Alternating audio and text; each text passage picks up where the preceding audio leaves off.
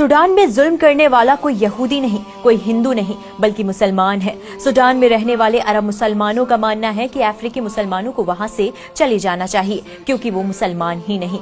वैसे तो सूडान में 2023 से गृह युद्ध चल रहा है और ये जंग अरब के ही दो सुन्नी गुटों के बीच चल रही है, जो पहले दोस्त थे। RSF और SF, इन दोनों ने मिलकर ही 2019 में सूडान की तानाशाह सरकार उमर अल बशीर को हटा दिया था और सूडान के लोगों से वादा किया था कि वोटिंग से सरकार बनेगी, पर अपने किए वादे से पीछे हट गए और अब ये दोनों गुट देश की सत्ता हथियाने के लिए लड़ रहे हैं, क्योंकि सूडान में गोल्ड यानी सोने की खदानें हैं। अल जजीरा की रिपोर्ट की माने तो ये जंग अब ताकत की नहीं बल्कि फिरकों की जंग बन गई है। अब रंग देखकर मुसलमानों को मारा जा रहा है और सबसे ज्यादा जुल्म कर रही है RSF, जिसको साथ मिल रहा है UAE का। UAE ही गोल्ड के बदले RSF को हथियार, ड्रोन और गोला बारूद दे रहा है, ताकि RSF अफ्रीकी मुसलमानों पर जुल्म जारी रख पाए।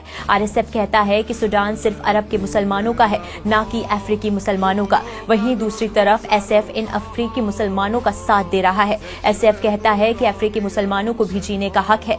RSF गुंडे हैं और इस्लाम का नाम लेकर लूट रहे हैं। RSF जबरन सूडान के उन गांव में घुसता है जहां अफ्रीकी मुसलमानों का बसेरा है। वहां RSF गांव जलाते हैं, सोना, जमीन और मवेशी लूटते हैं, औरतों का मिलकर रेप करते हैं और फिर वीडियो बनाकर कहते हैं कि रेप करना उनका हक है।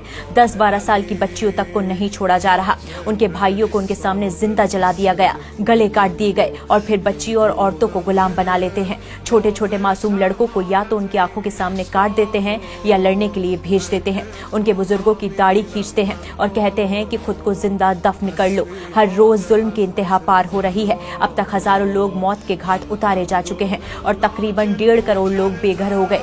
बच्चे भुखमरी से जूझ रहे हैं। एक अफ्रीकी बाप मरते मरते अपने बेटे को वीडियो कॉल करता है और उससे कहता है, कोई हमें मुसलमान माने या नहीं माने, तुम कभी अल्लाह और उसके रसूल का साथ मत छोड़ना।